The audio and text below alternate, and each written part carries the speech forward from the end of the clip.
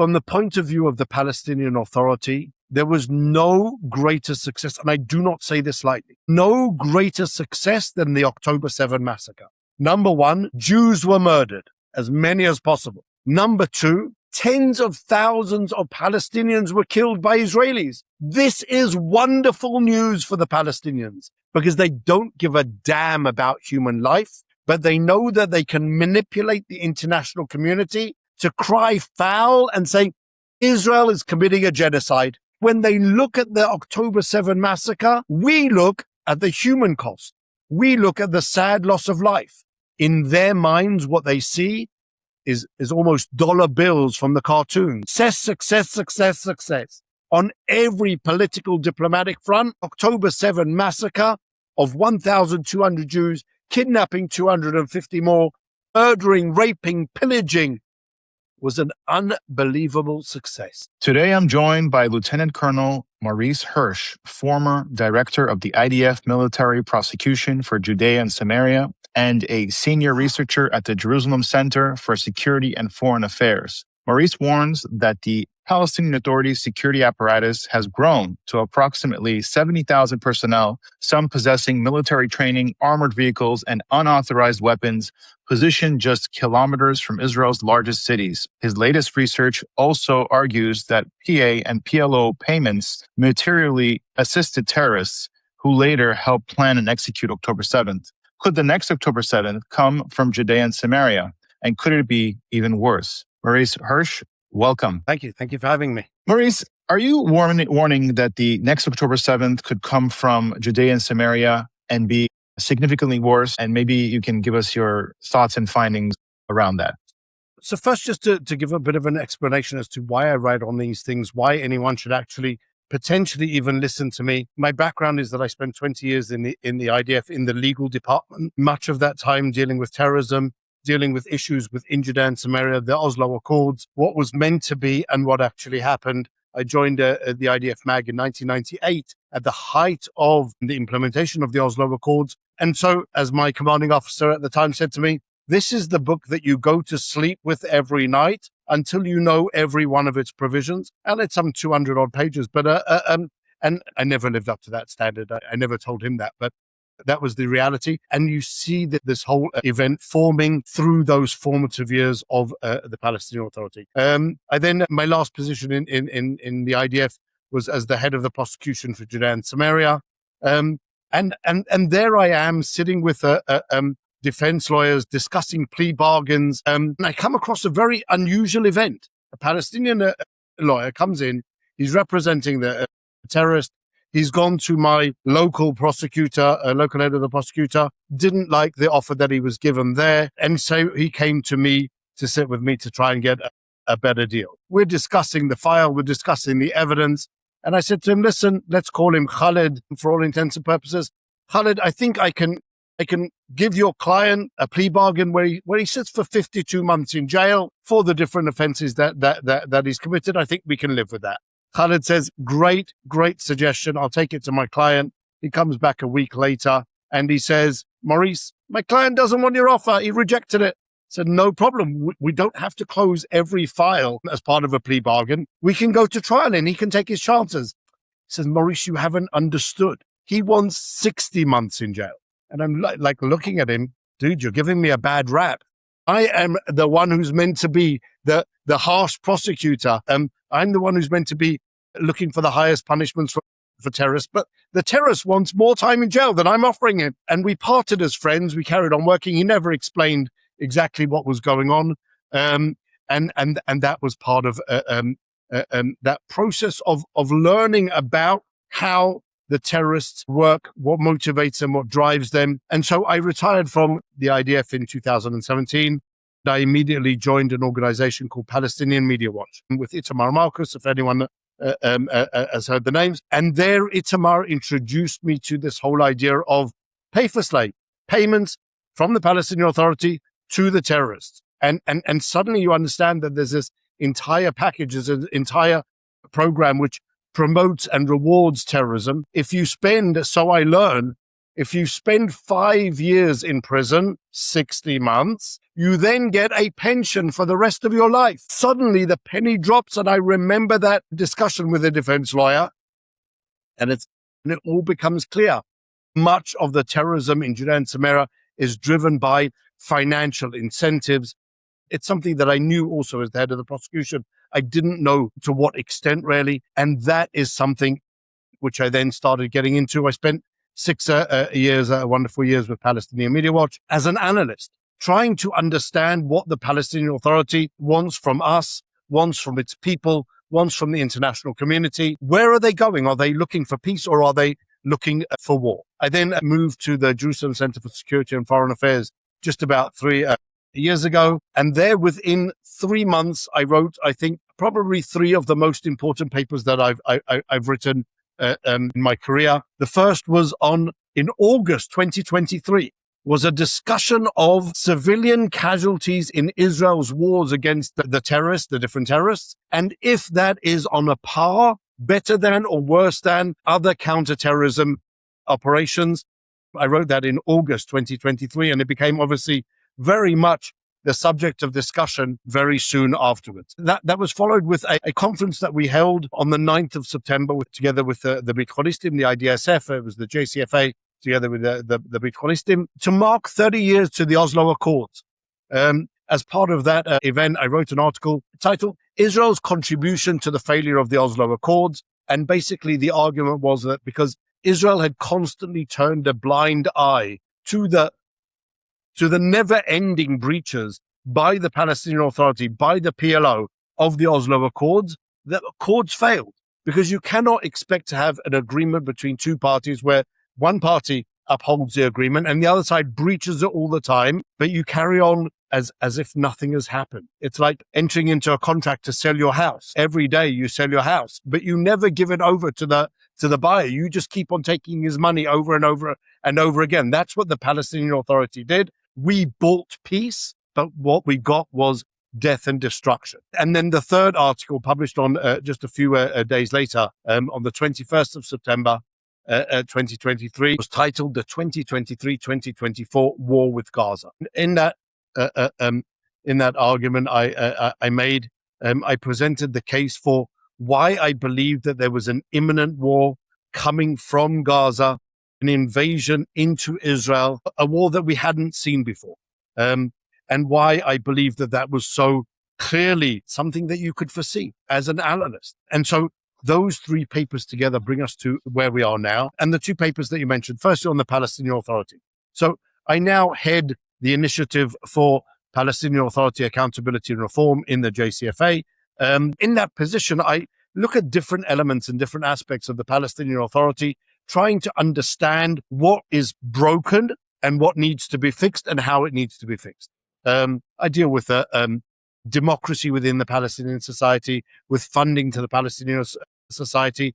I wrote an article probably about 2 years ago now, discussing European Union funding to the Palestinian Authority. We looked at what exactly was their number 1 development goal for the Palestinian Authority based on the amount of money that they said they'd given to implement that goal. And we found something unbelievably incredible. Unbelievable. The European Union, over a period of some 15 years, had donated 1.8 billion euro to achieve 1 development goal. And that goal was to improve gender equality in the Palestinian Authority. Like, what are you talking about? This is a misogynistic, dictatorial society where completely patriarchal, governed by Sharia law, where women are by definition second-class citizens. And you're spending $1.8 billion to improve gender equality. So I found research done by a professor in Doha, a female professor in Doha, regarding the status of women's rights in Palestine. And she had obviously nothing good to say. It was a terrible indictment of the Palestinian Authority. And when you put those together and you go to the European Union, you say, well, where do you think your money went? You gave them $1.8 billion. Nothing was done. They didn't even piecemeal change a law that allows for honor killings, i.e., if you suspect that your sister is in some way having an illicit relationship, you can just go and kill her And that's just okay. And so they didn't even change that, just as something basic entry. Nothing was changed. And the laws in the Palestinian Authority, Mahmoud Abbas is a 100% dictator. He can issue any law that he wants. There's no question of a parliament or anything like that. So he could really do anything, but he chose not to. And the European Union is throwing money at them. So you say, well, where is that money going? And then you look to the report that we just released on the Palestinian Authority security forces.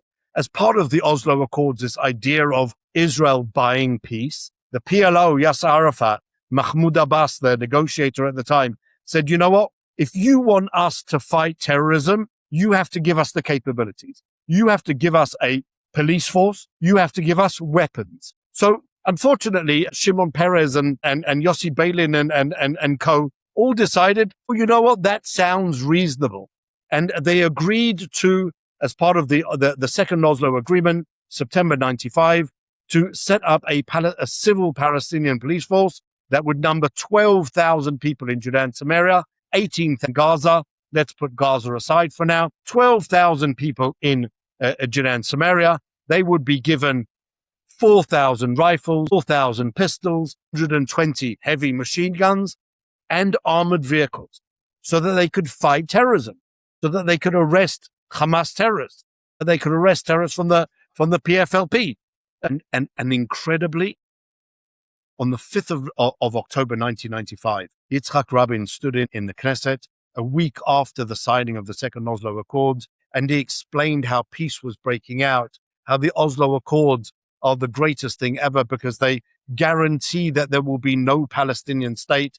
They guarantee Israel's continued security buffer in the Jordan Valley and all types of wonderful things. A month later, sadly, after Yitzhak Rabin had been murdered, the government accountancy office in the States released a report saying that this is November 1995. The report had many different aspects, two aspects that I would suggest that we focus on. The first report said, of all of the donor money that's been given to the Palestinian Authority, to the PLO, until now, they have used $2 million to pay rewards to terrorists. To go back over that. This pay-for-slay policy that would become so famous, the rewarding massive rewards, cash awards paid to terrorists, hundreds of millions of dollars, was already active in 1995. People knew about it. U.S. administration knew about it and chose to turn a blind eye.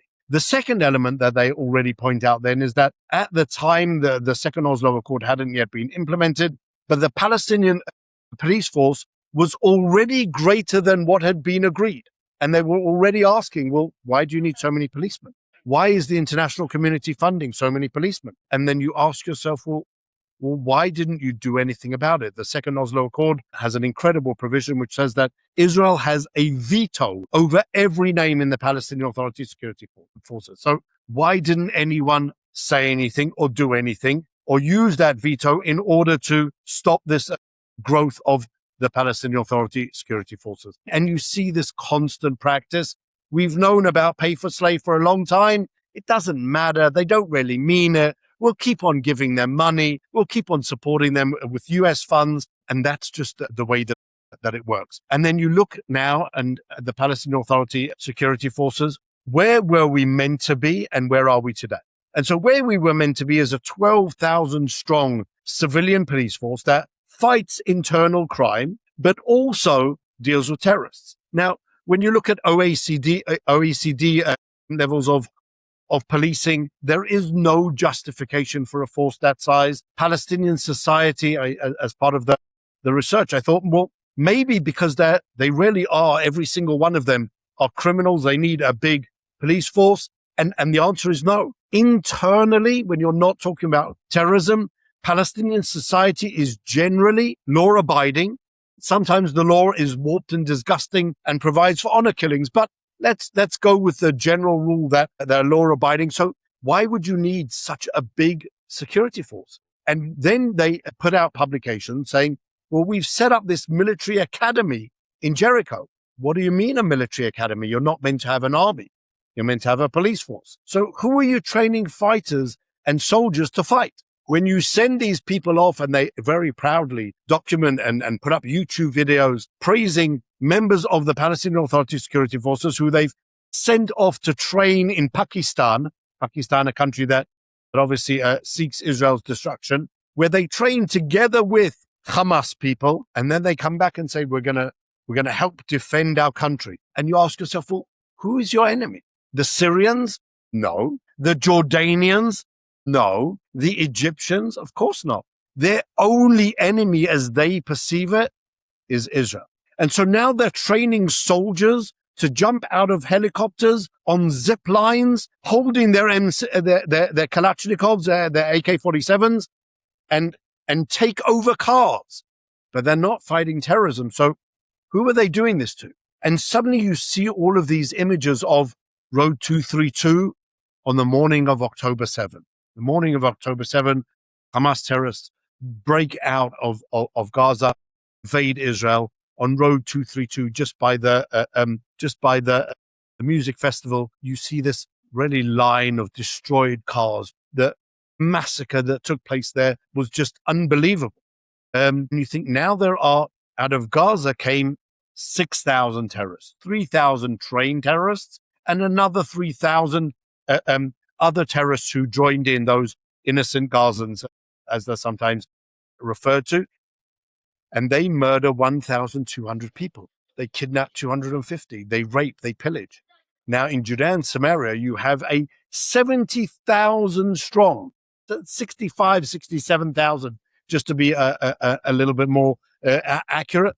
You've got a 10 times at least the force that invaded Israel on October 7. They are armed. They are trained. Over the years, Israel has given them, for whatever reason, more and more weapons, more and more armored vehicles, generally under the pressure of the US and the Europeans saying, well, they need these in order to fight terrorism, but they never actually fought terrorism. And you have this force and you ask yourself, well, what are they looking for? What are they planning to do? And then you look at their statements, you look at what their leaders say. And unfortunately, the reality for anyone who has their eyes open and is not blinded by this fallacy of the Palestinians just want to live a good life, can see that these people are preparing a very, very strong military force when they have no natural enemies or no other enemies. They don't fight terrorism. And all the time they say our goal is to destroy Israel. They talk about peace. They talk about two states when they talk about it in English, obviously. But what they're talking about is destroy Israel. They talk about destroy Israel in a very nuanced way. When they talk about the return of the refugees, 6 million Palestine refugees, the descendants of the original refugees, now coming back to Israel and destroying it demographically and democratically. That's what they're looking to do. And they say this is an inalienable right. No Palestinian leader can ever waive that right of the refugees to return.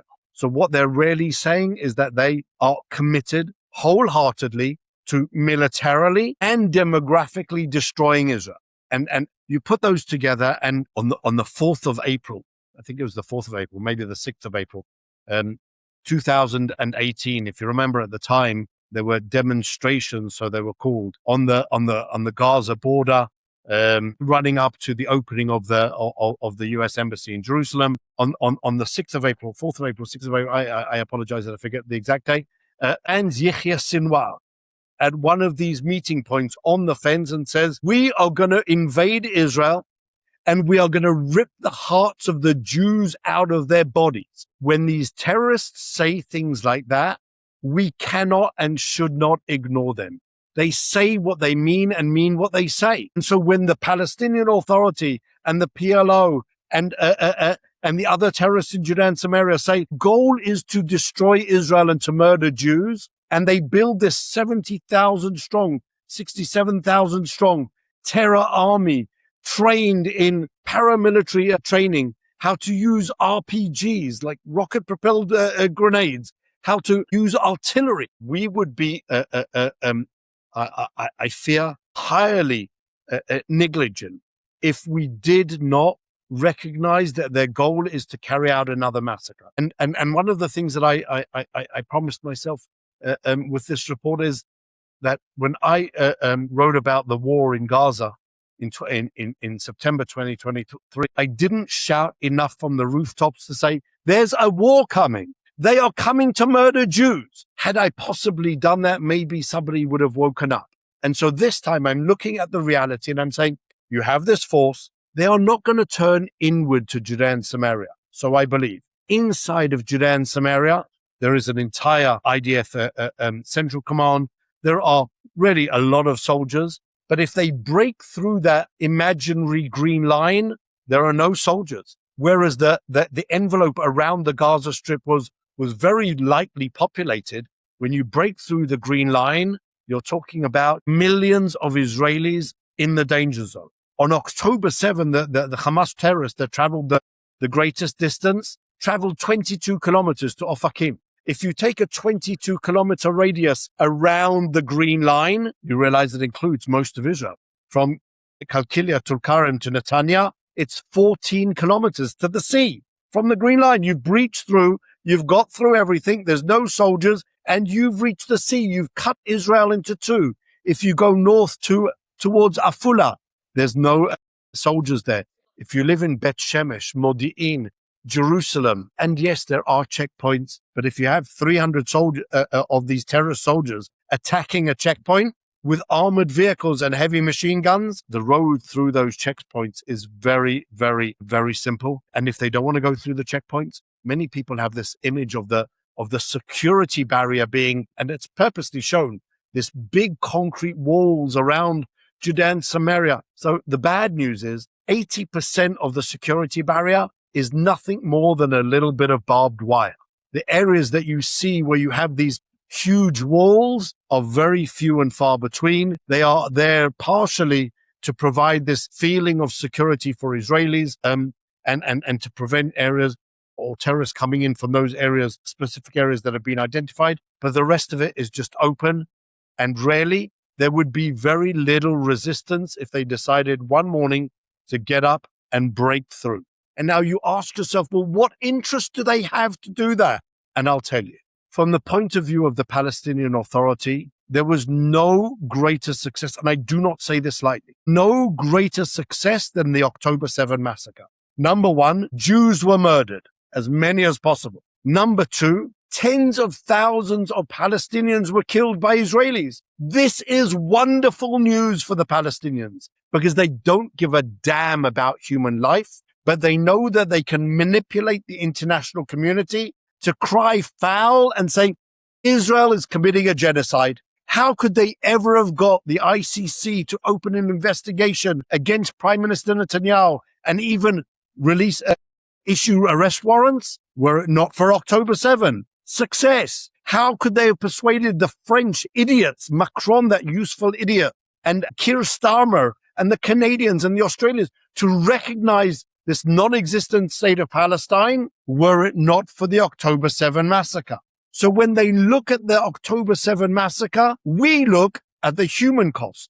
We look at the sad loss of life. In their minds, what they see is almost dollar bills from the cartoons. Success, success, success, success. On every political diplomatic front, October 7 massacre of 1,200 Jews, kidnapping 250 more, murdering, raping, pillaging, was an unbelievable success. And so when you ask, well, what would be their incentive to do that again? The exact same reasons. Because they've been taught by the international community that not only are you not going to be punished for murdering Jews, you will actually receive concrete diplomatic rewards for murdering Jews. And so how do I link this in to the second part? Again, what is the pay for slay policy? The pay for slay policy is a policy that the PLO has been running, PA's been running for decades now. Every terrorist arrested, whether you're from Hamas, PFLP, Palestinian Islamic Jihad,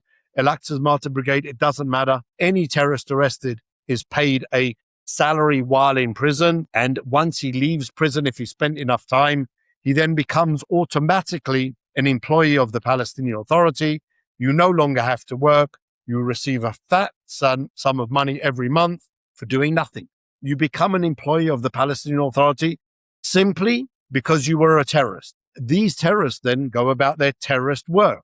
Yahya Sinwar, who spent 21 years in an Israeli jail, according to the Palestinian law, he's an employee of the Palestinian Authority and gets a salary. Ikadi, one of the people that I mentioned in the report, was part of his prosecution in one of my previous positions. He murdered his employer, Nuriel, and was released in the Shalit deal into Gaza, and there he became a company commander, directing the forces of central Gaza, breaching into Israel to murder Jews. These people are all on the payroll of the Palestinian Authority as terrorists and for being terrorists. And when you have this, once wrote an article of a Palestinian Media Watch about the pay-for-slay policy. And my argument there was that even Nazi Germany didn't have a payment policy so comprehensive to reward people for murdering Jews. They rewarded people ad hoc, yes. The Palestinian Authority has a law which they passed in 2004. They have regulations. They have pay scales. They have extra benefits for the children and wives and families of the terrorists. This is an all-encompassing program, and their message is very clear. We support the terrorists. We pay them a salary. We reward them for their involvement in terrorism. Even in his letter to Macron, committing to peace and coexistence and begging Macron to recognize the state of Palestine, says Mahmoud Abbas in June 2025 that one of their basic demands is the release of all of the prisoners. Well, what does that mean? Why would you want people like Abdallah Barghouti, not Marwan Barghouti, the Fatah guy, Abdallah Barghouti, who murdered 67 people, to be released? Ibrahim Khamed, 54 people murdered. Why would you want the murderers, the participants in the October 7 massacre, to be released? How can you morally justify that position? And his answer is very simple. He doesn't have to, because no one requires him to actually have or hold any decent moral standard. He can pay salaries to terrorists.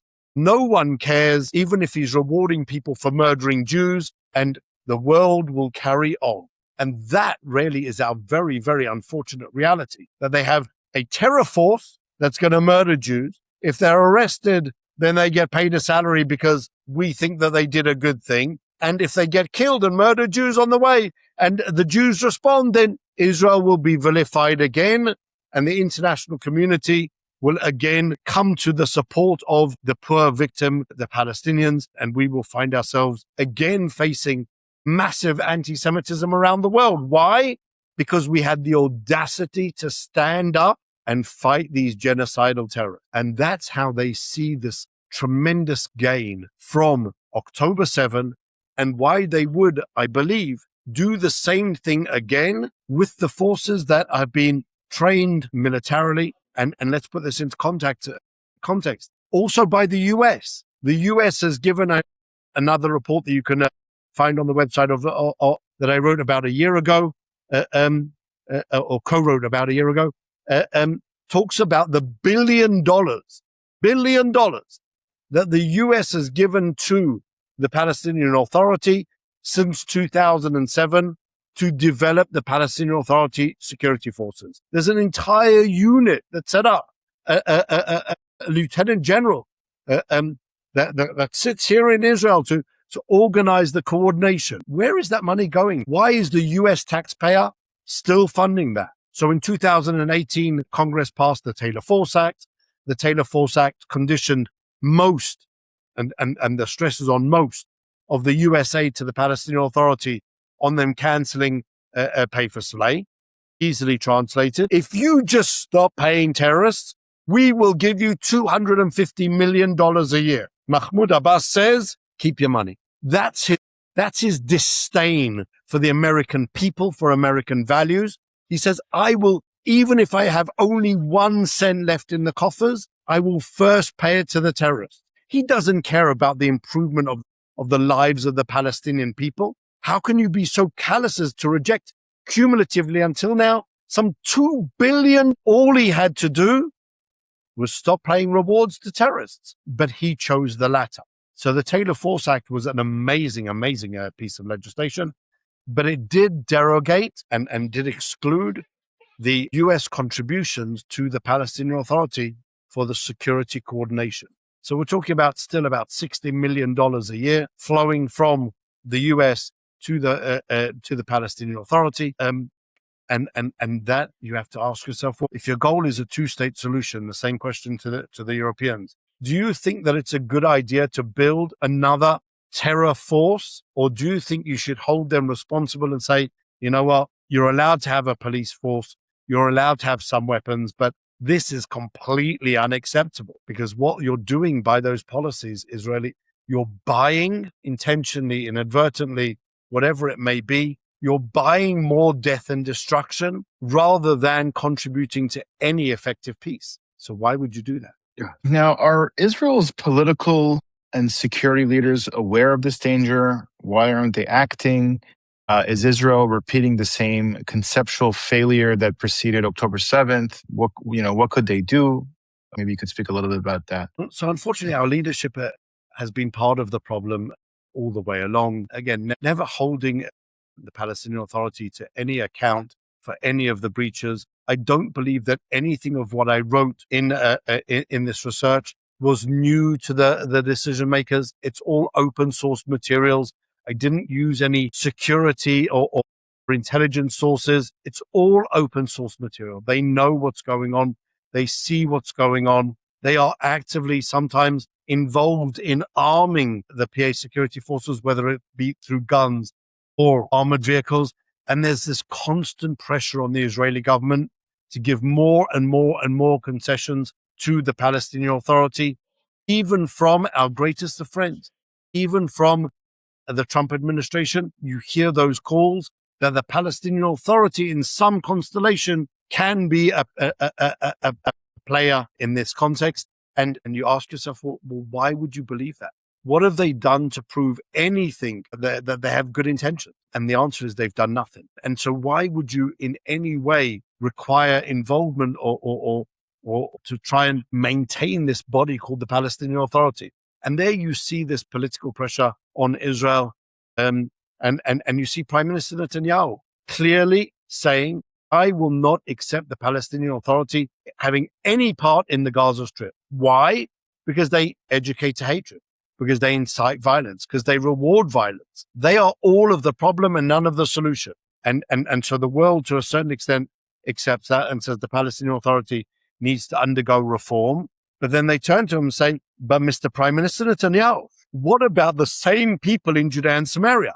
If you say they are an enemy in Gaza, well, here they are in Judea and Samaria, and you're not doing anything about it. And there they start, unfortunately, coming up with all of these arguments. Well, it's not the right time. It's not an appropriate step to take at the moment. The international community doesn't support it. Many excuses and very little action. And the goal is to try and kick the can down the road to the greatest extent possible. And so some of the security officials that I've spoken to gave me answers which are simply unbelievable. They were the same answers that we heard up until the 6th of October. We have intelligence on what's going on. They don't have a desire to fight. They are not organized. And if they did get organized, we would know about it. We have a defense doctrine. They won't be able to break through. Every single one of those, what's called in Israel, the October 6th conceptions are now being said about my report as regards Judea and Samaria. It's as if we just haven't learned anything.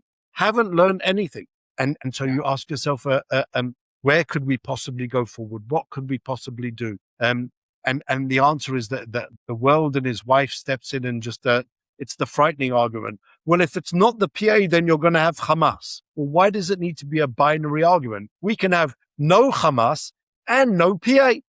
We don't have to have a Palestinian Authority security forces. We don't have to have a body that has built a 70,000 strong terror army that pays hundreds of millions of shekels every year to reward terrorists for murdering Jews. We don't need that. That does not bring peace. That will not bring peace. And so maybe it's time to stop and think of other alternatives. But It's almost human nature. We're 30 years after the Oslo Accords. Who remembers, as it were, what happened before? Who remembers what we did before the Oslo Accords? Why would we, Israel, so the detractors ask, want to be responsible for collecting the garbage in Ramallah? Also, no, I don't want to be responsible for collecting the garbage in Ramallah in any way, shape, or form. And there are enough alternatives to Palestinian self-governance that isn't this nationalistic terror authority. But if I have to choose between collecting the garbage in Ramallah and tens of thousands of Jews being slaughtered by this terrorist army, I will choose every single day, personally myself, to go with my hands on my hands and knees to pick up the garbage in Ramallah. Because that will always be a better alternative than death and destruction and murder of thousands of Jews. And it is, I would sadly believe to say, it is inevitable. Mahmoud Abbas is 90 years old. He's a dictator. He's been there for 26 years. He's now in his first or 21st year of his first 4-year term as Prime Minister or President. When he dies, there is going to be chaos. He still enjoys this aura of once being elected the older statesman. Who's going to replace him? This guy, Hassan Sheikh, his deputy. Story about Hassan Sheikh. 2001, 2 suicide bombers and their handlers coming to Hassan Sheikh's office. He was then the head of Fatah in Judea and Samaria. They're coming to his office in Ramallah. They've already got their suicide belts. They're already ready to go. Hassan Sheikh reaches into his drawer, brings out a few hand grenades and a wad of cash and says, "Good luck, boys. Make sure you kill the Zionists." This is the terrorist in a suit who's next in line. What did we think he's going to do? He has an opponent, a political opponent within Fatah, Jibril Rajoub. Jibril Rajoub went to prison once. Jibril Rajoub went to prison for what? For fighting against the occupation. His credentials is that he was sentenced to a life sentence and got out after a short period of time. So what did he do? He threw a hand grenade at an Israeli armored vehicle. It bounced off onto the sidewalk and murdered a Palestinian woman. But it doesn't matter. He spent time in an Israeli prison. He's a hero. He's the one who said, if I had a nuclear weapon, I would nuke the Jew. He's the one who sat on Palestinian television and said, we need to go back to carrying out these terrorist attacks, but we need to be smart. Blowing up a bus in Tel Aviv doesn't win us any fans. The international community doesn't like that. But if you murder a settler, including all of the Jews in Jerusalem, no one cares. And he says it openly. This is the potential leadership. These are the people who are going to lead us on the path to peace. You have all these other useful idiots who are saying the solution is to release Marwan Barghouti. Marwan Barghouti, the leader of the terrorist attacks in 2001, having 5 life sentences for murdering 3 Jews, Druze police officer, and a Christian monk. He's going to be the Palestinian savior? Is there no one else? Do the Palestinians not have leaders who aren't murderers? Surely there must be a scientist there, someone who can give them some type of a political and diplomatic horizon that isn't death and destruction. But going back to your question, will Israel do anything about it? And the answer, I fear, is no. The answer, I fear, is no. We will wait for this train wreck to happen, and only then will we deal with it. And that could be, unfortunately, a replica, but to much greater extent, of the October 7 massacre, because Abbas dies, all of them fight it out between them. The security forces disintegrate into different terror groups, and they all coordinate to fight and murder the Jews. That's the scenario. And the question is, do we have the ability to take the initiative now and avoid the next massacre? Now, you've cited a claim that 12% of Palestinian prisoners were PA security personnel. Do you know if any of them were convicted of murdering Israelis? Are convicted terrorists currently serving within the PA security apparatus? Maybe you can shed some light on that. Yeah, 100%. Many of those convicted members of the Palestinian Authority security forces were the terrorists, were murderers, were involved in murder. They didn't only participate in the terror war launched by Yasser Arafat. They led that terror war to a great extent. Arafat's own presidential guard, Force 17, Fatah's terror wing, the Tanzim, were both almost immediately declared as terrorist organizations because members of those groups were actively involved in murdering Jews at the same time as they were part of the Palestinian Authority security forces. The statistic that I quoted is, again, Jibril Rajoub proudly saying how the Palestinian Authority security forces didn't only participate, we led. And that's why so many of us were in prison. Jibril Rajoub, at one side, was the head of the intelligence, of counterintelligence for the Palestinian Authority in Judea and Samaria. He knows exactly what terrorism is going on. He's proud of it and he supports it. And over the years, more and more terrorists have joined these security forces. I gave the example of the 2007 deal that Ehud Olmert struck with Mahmoud Abbas.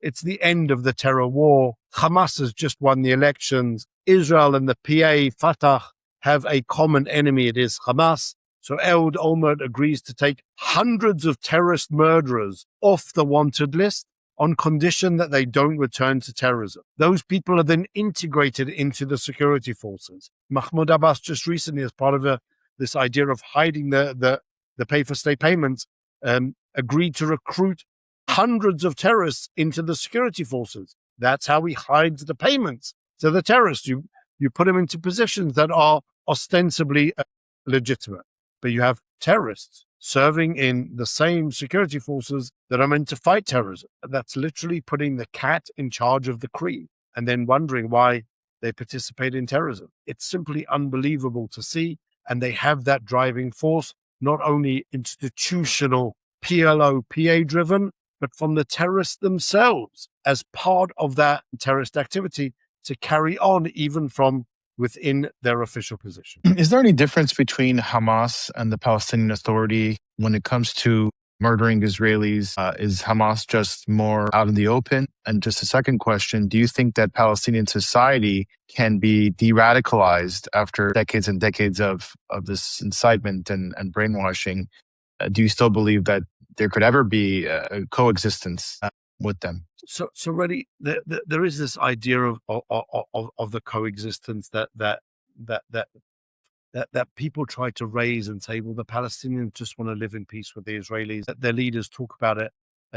They say that is their goal. But in reality, what has worked and what has done all of the damage is the brainwashing. When you had surveys after the October 7 massacre in Judea and Samaria, 82% of the Palestinians in Judea and Samaria supported the October 7 massacre. That's 8 out of 10 people support the massacre. What do you do with that? How do you change that? Can they ever be peaceful? Can they ever be de-radicalized, denazified even? And so the answer is, I believe, to a great extent, yes. The situation is dire, but it can be changed. Instead of having the Palestinian Authority and these terrorist organizations, just to go back to that first question, there is no difference between Hamas and PLO, PA. They both have the same goal to destroy Israel. The question is just how immediately and to what extent you use violence and murder and terrorism. The PA believes that you can really use that mix of violence in order to achieve political goals. And they do that very, very well. October 7, political goals, political gains. That's part of the equation. But and so there is no difference between them. They are both committed to the destruction of Israel. And so how do you then change that? How do you get to that position where 6,000 people can wake up in the morning, go across a border and slaughter Jews, kidnap and murder babies? This is not something which a healthy society is capable of doing. It is a product of socialization, of indoctrination, and of brainwashing. And it's done by, and really the Palestinians understood this very, very well. If you want to influence the entire society, forget the old people. Teach the children to hate. Teach the children to seek death. Teach the children that their lives are not important and are worthless in the greater cause of murdering Jews. And that's what we've allowed them to teach for the last 30 years. Can we change that? Without question, yes. I think that we can start with Gaza. If we allowed, for example, and they would agree, the United Arab Emirates have over the years certainly over the last decade, changed their school curriculum incredibly to teach tolerance, to teach acceptance. Just that with Gaza and also with Judea and Samaria, we don't have to do a lot in order to change that pattern. We just have to teach them one very, very, very simple principle, so I believe. And that principle is, it's just not okay to murder Jews. Not okay to murder Jews. That's all we have to teach them. That shouldn't be too difficult if we have an education system that promotes coexistence, that promotes acceptance, that promotes tolerance, rather than an education system that teaches hate, division, violence, and terrorism and murder. And so we can change that. Yes, I honestly believe that we can change that. I do not believe that all of Palestinian society is inherently evil and unfixable. That is not true. But we actually have to do it. We cannot let the Palestinian leadership, whether it be Hamas or the PA, Fatah, do that task, because they do not accept our right to exist, let alone Israel's right to exist. And therefore, they cannot be in charge of that education program. And that's where we need to start. Change the education, change the way that these people are socialized. Rip down every street sign that is named after a terrorist. Close the schools that are named after terrorists. They have schools named after Dalal Mughrabi. Nobody knows who Dalal Mughrabi is in Western society. No one really cares. And really, she's a non-entity.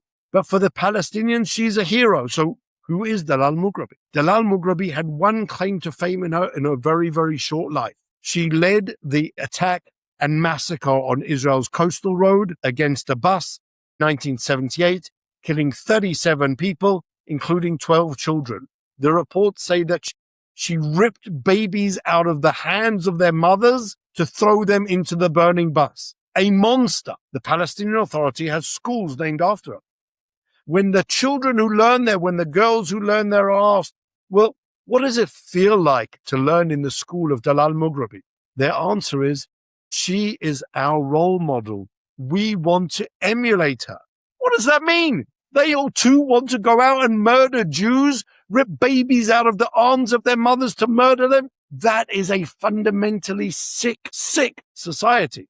And it can be improved, but it requires action, an immediate action to avert that really train wreck that we're just speeding into. But is this actually a war over land, or is this a religious war? We know that Islam doesn't have the greatest view on Jews to begin with. Is that why we're at war with them? Is this a religious dispute? And if it is a religious dispute, then how can we change it if this is what they believe that Allah command them to do? So this is part of the self-delusion of much of the West, of the liberals. They are desperate, absolutely desperate to say that this is a territorial dispute between the Palestinians and the Israelis, because you can solve a territorial dispute. Just cut it in half and give that part to the Arabs, that part to the Jews, and now they'll live in peace. Unfortunately, it's not a territorial dispute in any way, shape, or form. It's an existential dispute. They do not accept the Jewish right to life. They do not accept the right to existence, certainly not in a sovereign Jewish country in the Jewish ancestral homeland. That's something which they are fundamentally committed to destroying every waking day of their lives. And that, unfortunately, when you have surveys asking Palestinian society, well, to what degree are you actually religious? And you understand that most of Palestinian society is actually religiously adherent, and they do believe in these principles and are willing to act on them. Only then do you understand that it's not a land deal that can be made. There's nothing that Israel could ever give that would ever appease this beast. Nothing. You say you give them Judea and Samaria and Gaza Strip as the state of Palestine. There's the very famous video of Golda Meir being interviewed for the BBC, where she says, well, if your claim is that all they want is Judea and Samaria and Gaza Strip, why was the 6-day war? They had Judea and Samaria. They had the Gaza Strip from 1948 to 1967. Why didn't they create the Arabs? Why didn't they create the state of Palestine? Why do they still seek Israel's destruction when they had everything that they claim that they want now? And no one's addressing that. And the problem is, if it's a territorial war, you can find possibly a solution. If it's a religious war, no religious war has been won in the last 2,000 years. And so they refuse to accept the very, very clear reality in front of their eyes that this is a religious war. You cannot appease in any way, shape, or form this beast. There isn't enough territory that you could give them. And so you have to only then, once you accept and understand the nature of the conflict, can you then start to possibly deal with it? Because then you understand that the problem isn't the Palestinian Security Authority security forces not fighting terrorism. The problem is the 6-year-olds being taught in schools by teachers funded by the European Union who learn, I'm going to go and kill Jews. That's the problem. That's what needs to be changed. Maurice, I want to thank you for your time and for this eye-opening discussion. How can people find your writings and your publications and learn more from you? So you can find my publications and the publications of my colleagues at the Jerusalem Center for Security and Foreign Affairs, the JCFA.